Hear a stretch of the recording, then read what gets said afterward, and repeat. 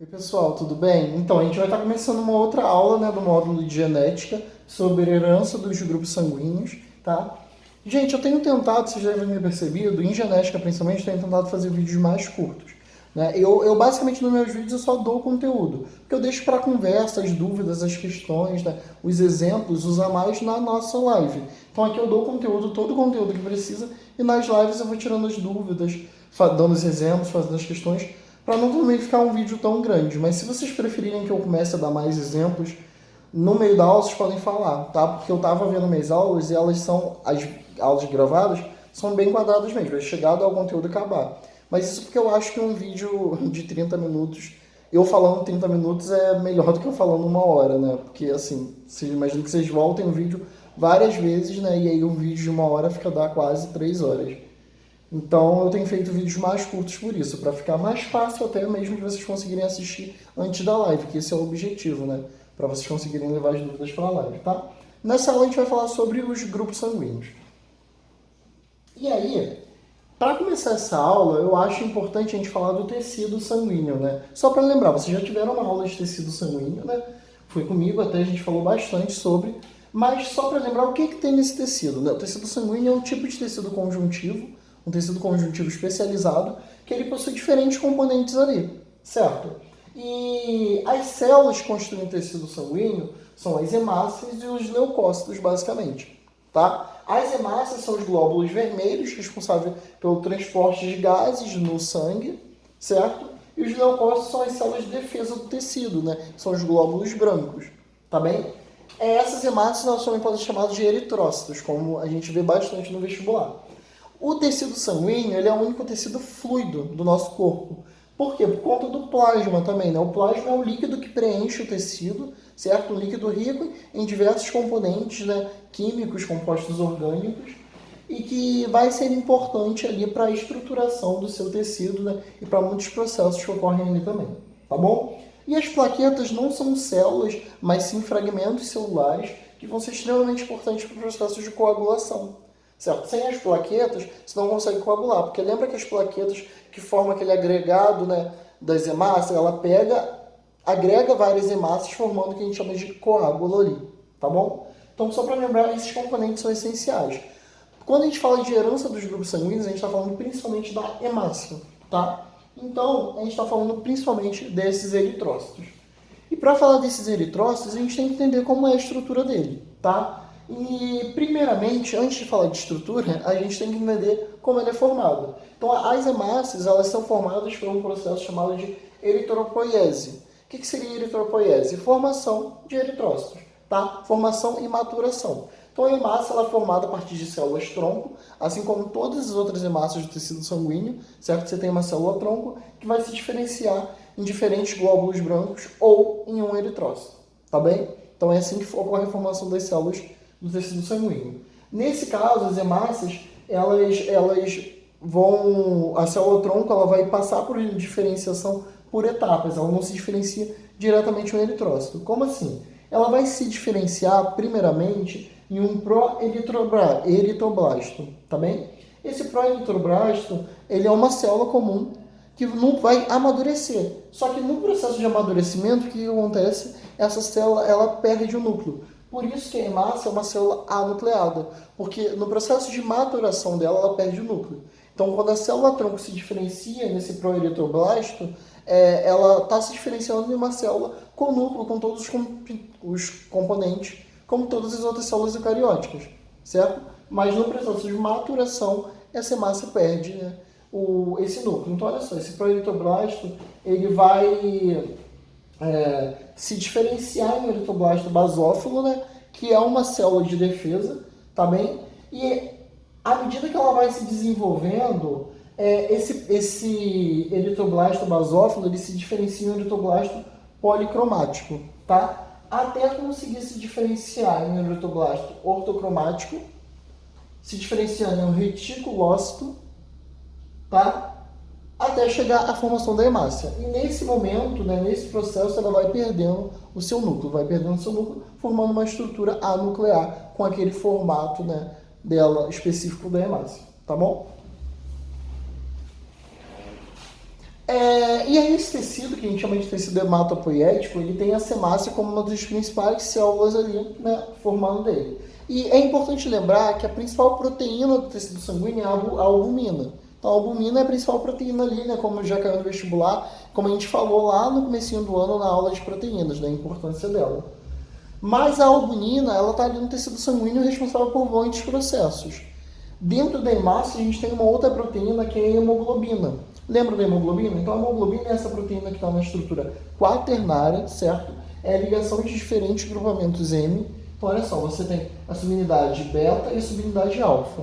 Essa subunidade beta e alfa, elas ainda são subdivididas, né?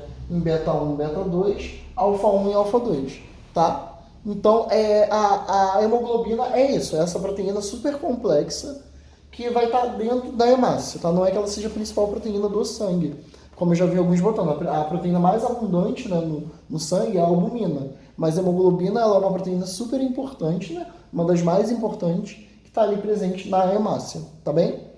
E aí, nessa hemácia, então, vai ter o que? Vai ter basicamente estruturas internas, né, como toda célula sem núcleo, e vai ter uma membrana aqui nessa hemácia. Nessa membrana vão ter glicoproteínas, assim como vocês conhecem as glicoproteínas que são expressas. Só que essas glicoproteínas são glicoproteínas muito específicas. Essas glicoproteínas expressas, elas são chamadas de aglutinógenos, ou aglutinogênios, como vocês preferirem. E esses aglutinogênios vão representar o tipo sanguíneo do indivíduo, tá? Então a gente tem aglutinogênios do tipo A, do tipo B, do tipo AB, né, que é quando tem o aglutinogênio tanto do A quanto do B, e sem aglutinogênio, sem glicoproteína, que a gente chama do tipo O, tá bem? E aí, graças à presença ou ausência desses aglutinogênios, a gente consegue classificar os tipos sanguíneos de acordo com o sistema ABO, ok? E aí, olha só, eu botei esse esquema aqui só para vocês verem, né, que todo mundo fala, né, o AB é o receptor universal e o O é o doador universal. Isso está relacionado também à presença ou ausência desses aglutinogênios, tá? Que eu vou falar melhor para vocês. E aí, quando a gente fala de herança dos grupos sanguíneos, a gente fala de 3 sistemas, basicamente. O sistema ABO, o sistema RH e o sistema MN.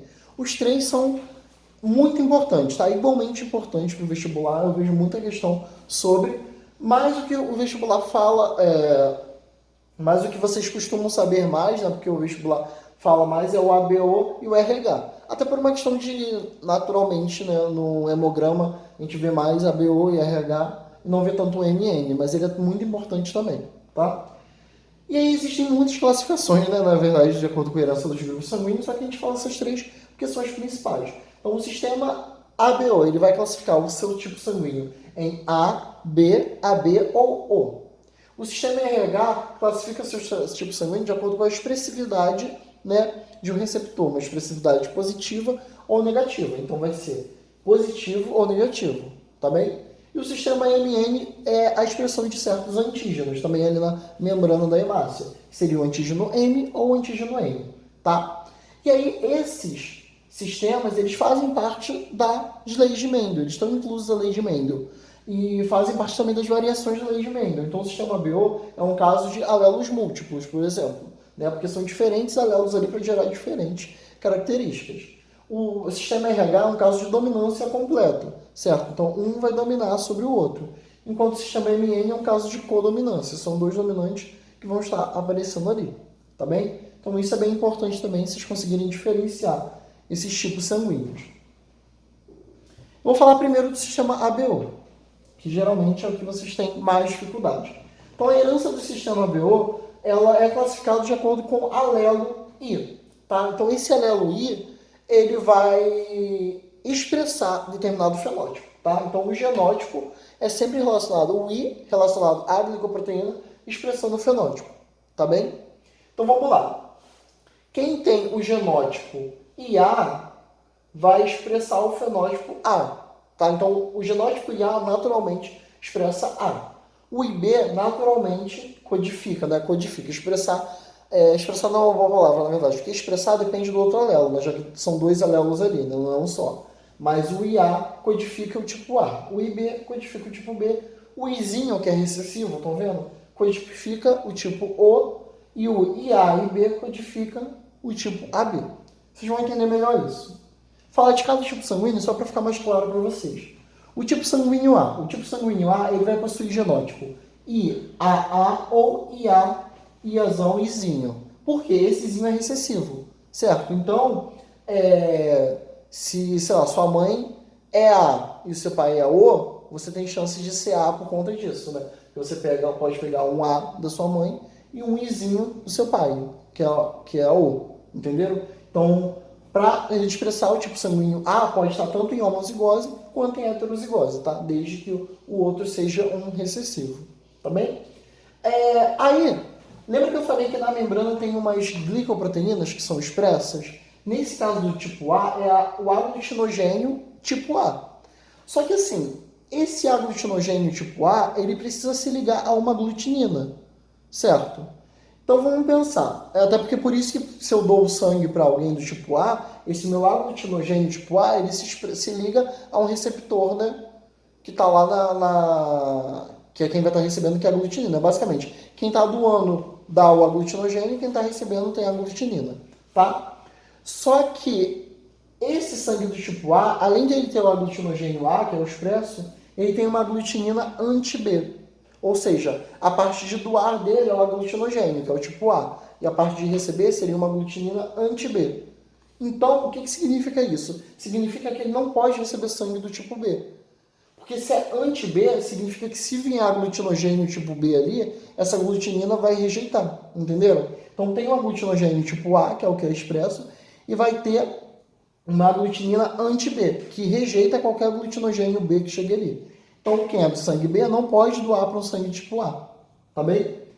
E aí esse sangue tipo A ele pode doar para indivíduos tanto A quanto AB, da mesma forma que pode receber de indivíduos A e tipo O, tá bom?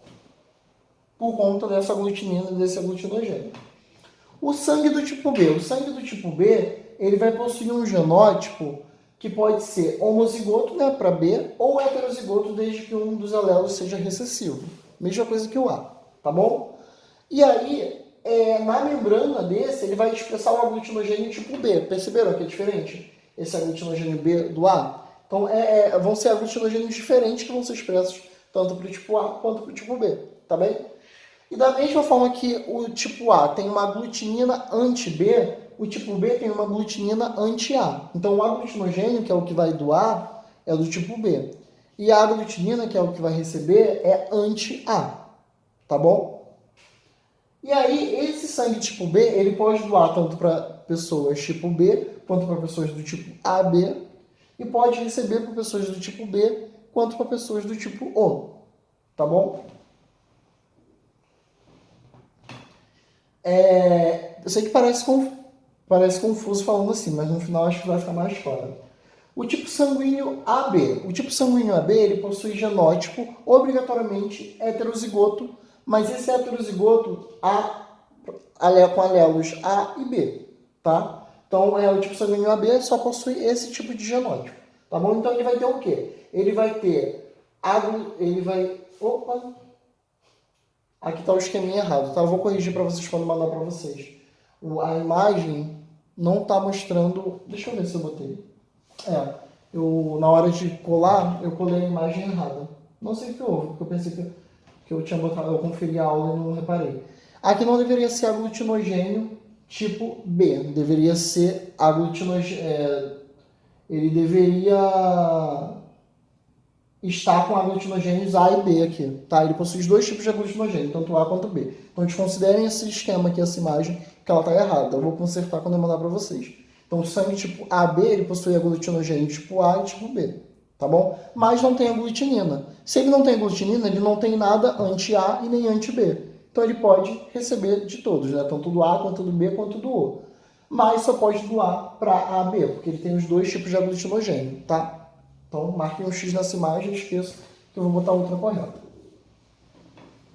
E tem também o tipo sanguíneo O, como algumas pessoas falam zero, né? Que eu acho horrível, sangue tipo zero, não existe zero. É sangue tipo O. E esse tipo O, ele possui o genótipo obrigatoriamente homozigoto recessivo, tá? Izinho, izinho, tá bem? Na membrana desse sangue tipo O não possui aglutinogênio, vocês veem? Então umas pessoas chamam de zero por isso, mas está errado o zero, né? Porque ele não possui aglutinogênio, não tem a glicoproteína, mas o glicídio está lá, não tem a proteína expressa, só o glicídio, que é um glicídio, que é um oligosacarídeo. Por isso que é sangue do tipo O, porque esse O vem de oligosacarídeo, tá bom? Então, esse sangue tipo O, ele não vai possuir nenhum aglutinogênio, ou seja, ele pode doar para todo mundo, certo? Tá trocado de novo, gente. Eu não sei o que aconteceu. O slide, eu acho que eu copiei o slide anterior e pulei para esse errado. Porque ele pode doar, aqui é ao contrário, tá? Isso daqui é a informação do AB. Desculpa. Ele pode doar para todos, né? Porque ele não tem aglutinogênio, concordo? Se ele não tem aglutinogênio, não tem problema, né? Ele pode encontrar com uma aglutinina anti-A que ele não tem aglutinogênio A. Então pode encontrar com uma aglutinina anti-B que ele não tem aglutinogênio B, tá? Mas ele só pode receber de tipo O, tá? Então, não esqueçam isso daqui também. Vou consertar esses dois slides. E aí, no final, nisso de quem pode doar, quem doa para quem recebe de quem. Quando a gente fala, gente, de doar, de aglutinogênio, aglutinina, é muito mais do que somente uma glicoproteína, somente um receptor. Na verdade, a gente está falando de antígenos e anticorpos, certo? Não vou falar tanto disso de antígenos e anticorpos, que vocês verão isso na aula de sistema imune, que é da apostila 5, tá? Na apostila 5, eu vou falar com vocês de sistema imunológico, e aí vocês vão diferenciar melhor isso. Mas, basicamente, quando a gente fala de aglutinogênio, né, que é o que vai estar se ligando ali, o que vai estar doando, é a proteína. Por isso que eu falei glicoproteína. E essa proteína é um anticorpo, tá? Enquanto a aglutinina é o antígeno que está na hemácia. Então, o aglutinogênio que está chegando ali é o anticorpo, a proteína, que proteínas são anticorpos são proteína, né? Desculpa. E a aglutinina seria um antígeno que está recebendo ali, tá bom? Então, olha só, estão vendo? Quem é do sangue tipo A, tá? Ele vai ter um aglutinogênio A, tá bem? E vai ter uma aglutinina anti-B. Quem é do sangue tipo B, ele vai ter um aglutinogênio B e uma aglutinina anti-A. Tipo AB possui um aglutinogênio A e o aglutinogênio B e não possui aglutininas. Tipo O não possui aglutinogênios, mas possui os dois tipos de aglutininas, tanto anti-A quanto anti-B. Tá bom? E por que é perigoso? Qual é o problema se eu pego um sangue tipo B, por exemplo, certo? E dou para alguém do tipo A. Por que não pode? Por que o teste de sangue tem que ser feito antes de você doar o sangue para alguém? Isso é feito por conta de um processo chamado de aglutinação. O que seria aglutinação?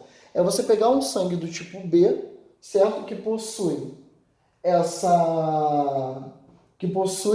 o aglutinogênio B e levar para o sangue tipo A que possui uma aglutinina anti-B. Então o que vai acontecer?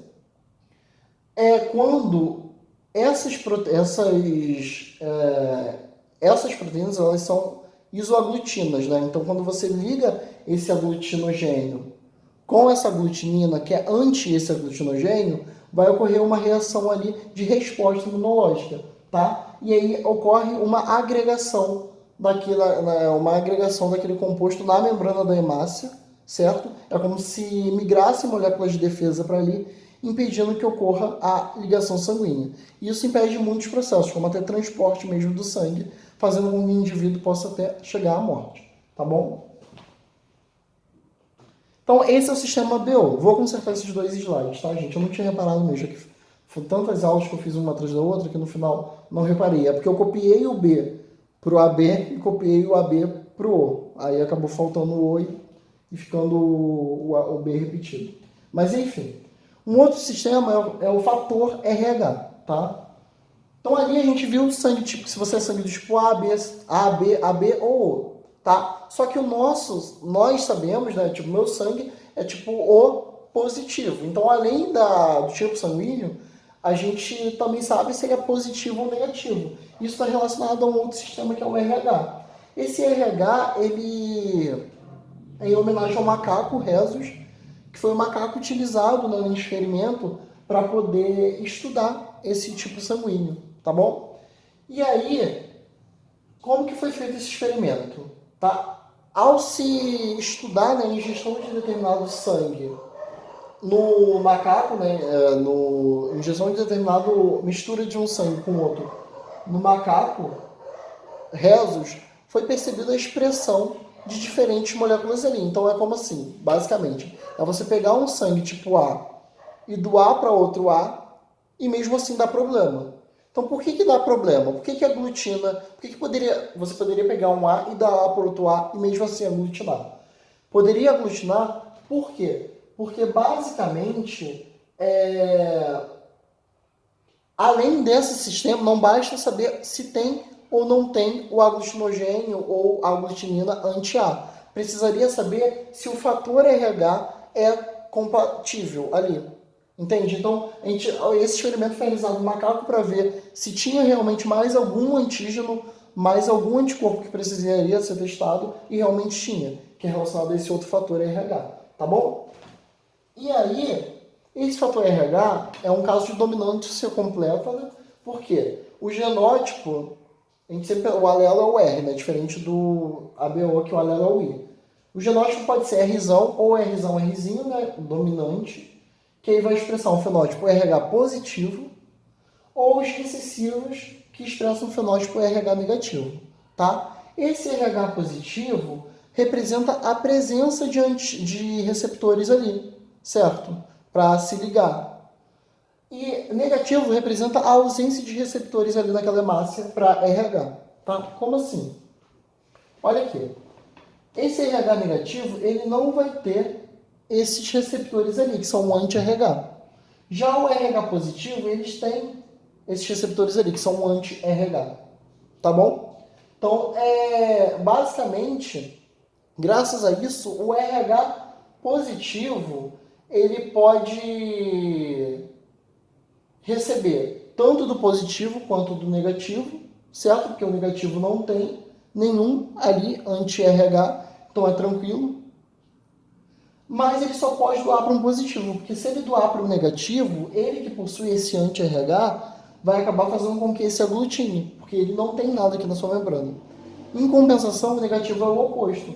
Como ele não tem nada aqui, ele pode doar para o positivo e para o negativo, certo? Só pode receber do negativo. Porque se ele receber do positivo, vai acabar induzindo aquele processo de aglutinação. Tá bem?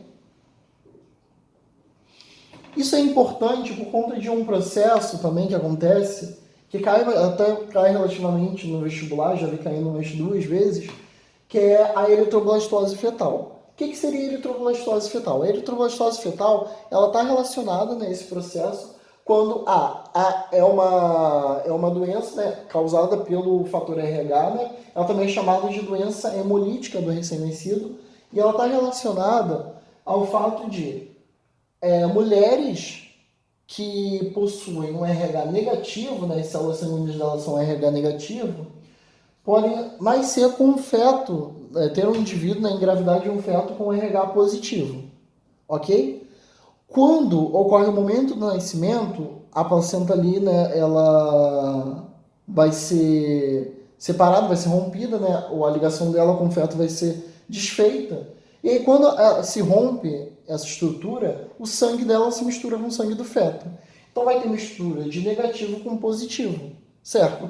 Quando essa mistura de negativo com positivo não vai aglutinar no corpo de ninguém imediatamente. Por quê? Porque esse feto, quando ocorre isso de estourar, de perder a ligação, o feto logo sai. Então não afeta, não aglutina ali o corpo de ninguém. Qual é o problema? O problema é que se o momento em que esse negativo se encontra com esse positivo, a gente está falando de sistema imune. Então isso acaba gerando uma memória imunológica ali naquela região, certo? Então acaba induzindo a produção de anticorpos a partir dessa ligação. Quando esse negativo, né, ele reconhece esse positivo ali, que possui esse anti-RH, acaba havendo a formação, né, induzida a formação de anticorpos ali, tá? E qual é o problema disso? Se forma anticorpos ali, essa mãe agora vai ter anticorpos no corpo dela, para que se entrar qualquer um que tenha anti-RH seja eliminado. Então, se ela tiver uma segunda gravidez e nessa segunda gravidez o bebê for RH positivo de novo, ele vai ser eliminado, porque esse RH positivo ele tem anti-RH e agora você tem anticorpos RH ali. Então, esses anticorpos vão atacar o bebê e vão gerar um aborto, tá bem? Então, a eritroblastomose fetal é isso. Quando essas mulheres negativas, elas têm um bebê que é positivo, e aí o sangue se encontra, gera a formação de anticorpos, e esses anticorpos eles podem acabar matando esse segundo bebê, né, em caso de uma segunda gestação. Tá bem?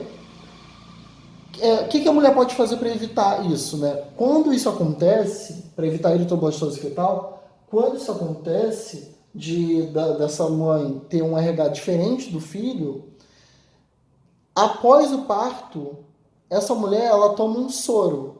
O que é esse soro? Esse soro ele vem com uma espécie de anticorpos para eliminar esses anticorpos e antígenos que estão sendo formados ali. Entenderam? Então, na verdade, ela toma esse soro ali para poder fazer com que o organismo dela se regule, né? É como se você induz ali, toma esse soro, né? Induz a proliferação de anti-RH para que o anticorpo RH ali formado consiga se ligar a esse anti-RH e os dois sejam destruídos, tá? E aí o corpo dela fica sem esses anticorpos. Aí ela pode ter uma segunda gestação sem afetar o bebê, tá bom? O outro sistema é o sistema MN. O sistema MN, ele é menos ouvido falar, vocês não um tanto, mas ele está relacionado também à produção de aglutinogênios, certo? Na membrana da hemácia. A gente tem dois tipos de aglutinogênios, o tipo M e o tipo N, tá bom? Ambos são dominantes, então há uma relação de codominância ali, tá?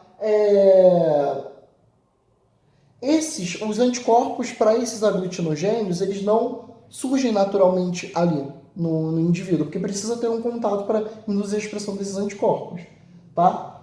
E aí, nesse contato, acaba tendo com transfusão sanguínea, por exemplo. Então, para evitar que haja formação de anticorpos que eliminem essas células e induzam a morte, precisa fazer o teste também.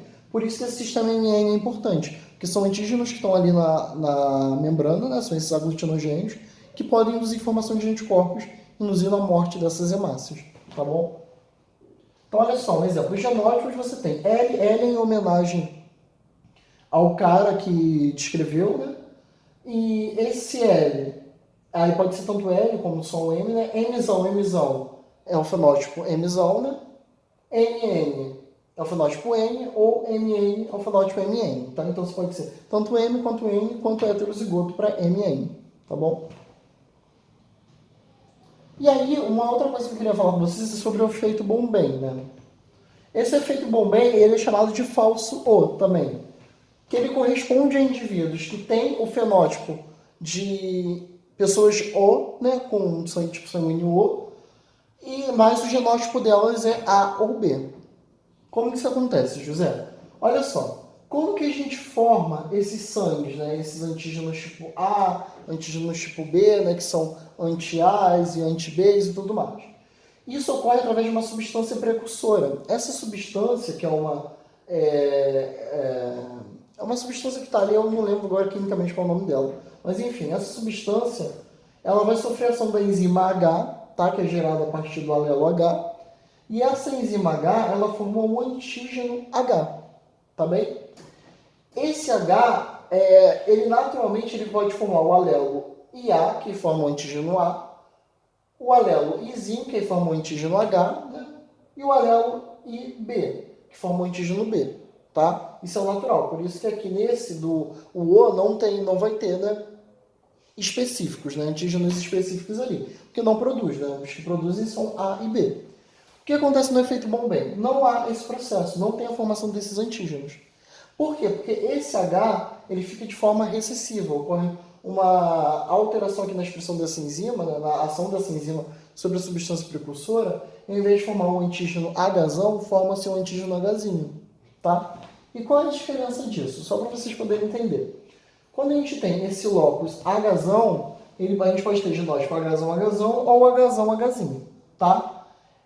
Eles vão gerar essa enzima, na expressão dessa enzima, que atua sobre esse antígeno, induzindo a formação de antígeno A, antígeno B certo? Ou até o antígeno H, né, que forma o grupo O, beleza? Só que se tiver em homozigose recessiva, Hzinho, o que vai acontecer? Essa enzima ela fica inativa. Então você não consegue formar esses diferentes antígenos, certo? Antígeno A, antígeno B e tudo mais. Então só forma, de modo geral, o H. Só fica ali o H. E o H vai expressar sangue do tipo O. Mas o genótipo dele pode ser Iazão, Iazinho ou IB.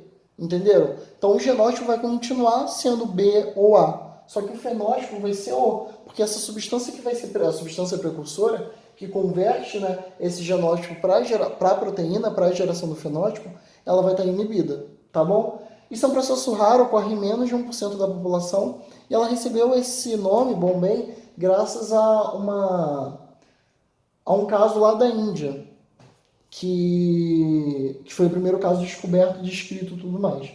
Tá? Eu botei aqui também, gente, um hemograma completo, só para vocês entenderem que tudo isso é importante para saber a diferença também do seu tipo sanguíneo, para transfusões sanguíneas, né, para diferentes processos cirúrgicos, e também estudar o sangue de modo geral para poder entender como que é o padrão dos nossos componentes, né? Tipo, minha mãe me veio esses dias me mostrar o hemograma dela e falou: minha glicose tem 140, tá alta. Eu falei: pô, uma glicose normal, a média de 78, 80. Aqui eu botei uma concentração média normal para vocês terem um comparativo. E eu falei: tá, com 100 a gente já considera que está no limite ali. Acima de 100 já está alta, 140 é quase diabético. Entende? Então esse hemograma ele tem essa função, ele é importante para isso, tá bom? E para fechar, eu vou passar uma atividade para vocês. Eu vou consertar aqueles 2 slides, tá, gente? Eu deixo como atividade que vocês construírem um quadro, tá? Construam um quadro, porque assim, eu falei que A doa para A, né? Quem doa para Q ali, e falei do positivo e do negativo. Falei do MN também, mas nem precisa botar o MN no quadro. Construa um quadro do tipo sanguíneo, sem consulta. Estudem, assistam essa aula e construam um quadro a partir disso. Aí botem lá, A positivo, para quem que o A positivo pode doar e para quem pode receber. A negativo, para quem pode doar e para quem pode receber. Sem consultar a aula, só da sua cabeça. Sem consultar qualquer material. Para ver se vocês entenderam. Vocês vão ver, quando vocês tentarem fazer, é mais difícil do que parece.